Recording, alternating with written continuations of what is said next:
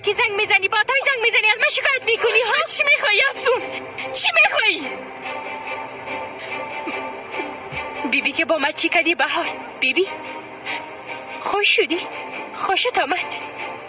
بالای خود افتخار میکنی؟ این کارا رو خب انجام ندادیم. تو خودت مقصر هستی. مستحقش بودی که به زندان بری. من مستحق زندان رفتن بودم؟ نه خیر، نه، من به این اندازه مستحق نبودم. نزن افسون. هر بلایی که در این زندگی سرت میایه مسئولش فقط خودت هستی.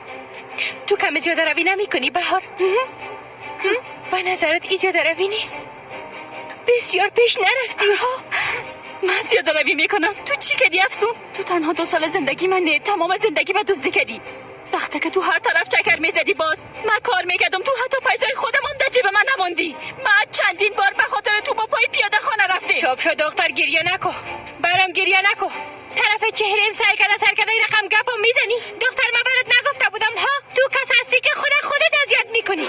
ها راست میگی. من چطور در این مورد هیچ فکر نکردیم؟ تو واقعا راست میگی. زمانی که 5 ساله بودیم در روزهای عید و تو لباسای جدید میخریدن و من همون کونای تو رو میپوشیدم، من باید قوی تر میبودم، بیشتر متوجه میبودم. همونطور نیست؟ یا زمانی که نگو مکتب میرفتیم و تو بوتای جدید گرفتن و من مجبور بودم بوتای کونه خودم بپوشم، نباید قبول میکردم و جنگ میکردم. همونطور نیست؟ معذرت میخوایم، اشتباه از من بود. میفهمی افسون، به خاطر اینکه از تو شکایت کردیم و هم به خاطر چیزایی که در زندان سرت آمد هیچ پشیمان نیستم. من از تو نفرت دارم.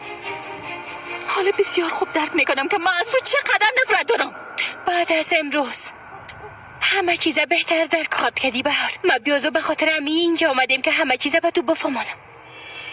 امیدی که من تو مرا میکشی؟ نه خیر، مرگ کارت آسان خواهد کرد.